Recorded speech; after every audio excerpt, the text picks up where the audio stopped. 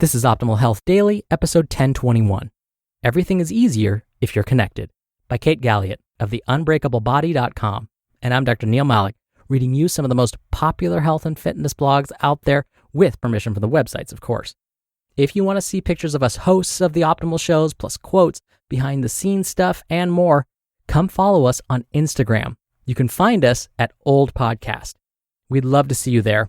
But for now, let's keep this intro short and get right to today's post as we optimize your life. Everything is easier if you're connected, by Kate Galliett of the Unbreakablebody.com. We love quantifying everything in the fitness world. Percent improvement, workout of the day times, mile splits, all the data you could ever freaking want from the power tap on your bike. If you want to measure it, you can. But do you need to only look at things that can be measured? Or is there value in looking at hard to quantify things like the mind-body connection, or more specifically, proprioception and kinesthetic awareness? Mind-body awareness can be about high-flying tricks, but it is also about how you move in your daily life. So, what is the mind-body connection, and why is everything easier if yours is well developed? Proprioception is the subconscious awareness of where your body is positioned in space, and that information is being sent back to our bodies from our brains to keep us informed of our body position. The subsequent conscious response to activate your muscles or change your position accordingly is called kinesthetic awareness.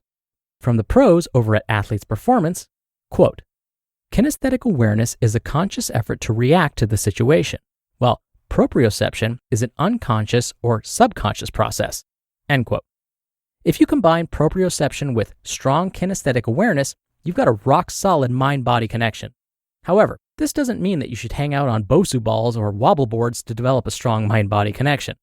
Standing on and doing strength moves on top of unstable surfaces is not the thing the 90s and early 2000s seem to want to make it.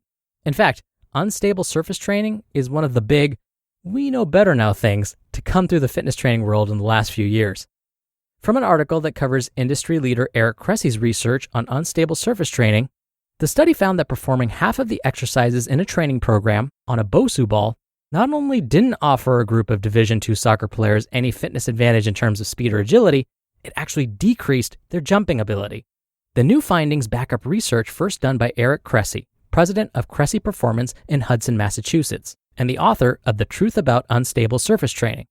In his study published in the Journal of Strength and Conditioning Research in 2007, Cressy found that adding unstable surface training, even when it took up just 2% of a strength and conditioning program, curbed overall speed and agility gains. On a 40-yard sprint, for example, the regular training group improved their times by 3.9%, while the unstable group improved by only 1.8%, end quote.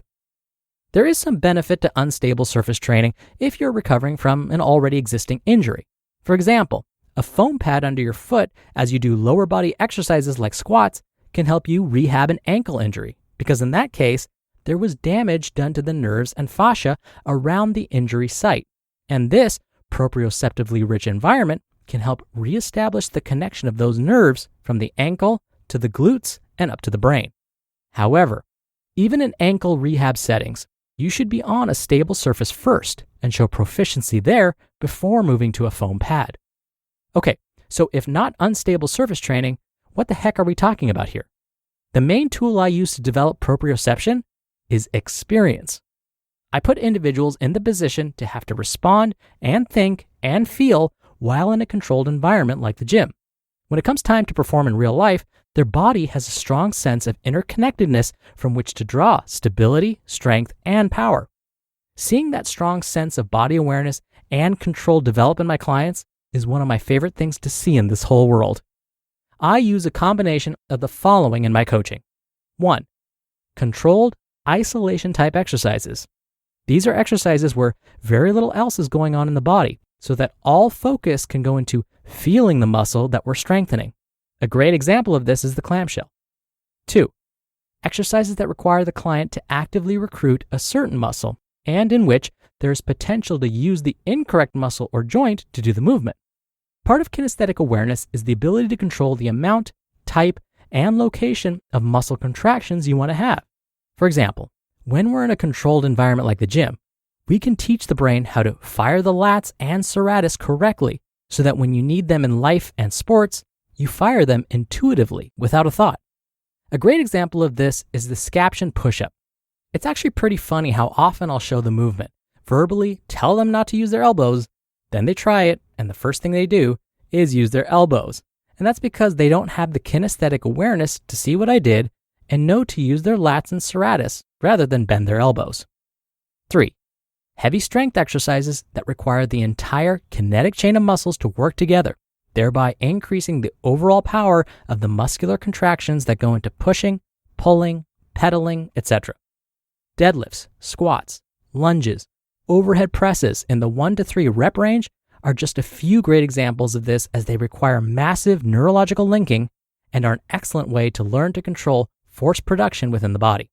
T-Nation author Jimmy Smith says this on the matter, quote, "Heavy weights force your body to lock in, to engage everything. You have to respond to heavy weights, where with light weights, you can sneak in some half movement." End quote. 4. Explosive movements that require the body to run these neurological connections with the greatest intensity possible. However, I often hear of endurance athletes throwing plyometric drills into their training, but they've never done heavy weightlifting before. Doing this is a recipe for disaster. Your connective tissue needs to become strong, and your fast twitch muscle fibers need to build their capacity to work. And doing plyometrics without ever having done heavy, like in the 1 to 3 rep range weightlifting, is putting the cart far before the horse. When you do a plyometric drill like jumping, the force against your connective tissue is several times greater than the weight of your body. For comparison, a back tuck in gymnastics is measured to have 14 times the body weight forces against the body. Box jumps, squat jumps, and other typical plyometric drills would be somewhere slightly less than that, but still a major force against the body for sure. If you can't handle that load in a controlled manner as you would when weightlifting, it's questionable to assume you can handle it in a less controlled manner, like when jumping. As clients of mine move through this progression of mind-body connectedness, I start getting texts like this. "Hey, just wanted to tell you, when I move around, I can feel my core holding me up better. And I just feel so much better supported and in control of my body now." And my absolute favorite, "I felt my glutes today." That makes me beyond happy. It tells me that the focused work they're doing in training to get stronger, to build a better neural connection from the body to the mind and back again, to move better, is working. And for them, sports and life are becoming easier because they're developing a better mind-body connection. Because everything really is easier if you're connected. You just listened to the post titled, "Everything is Easier If You're Connected" by Kate Galliett of the Unbreakablebody.com. Dr. Neal here for my commentary. All of Kate's suggestions are fantastic. One thing I would add is that performing yoga seems to also help with strengthening that mind-body connection. In fact, as part of a stress management class I teach, I show students published research examining this very connection.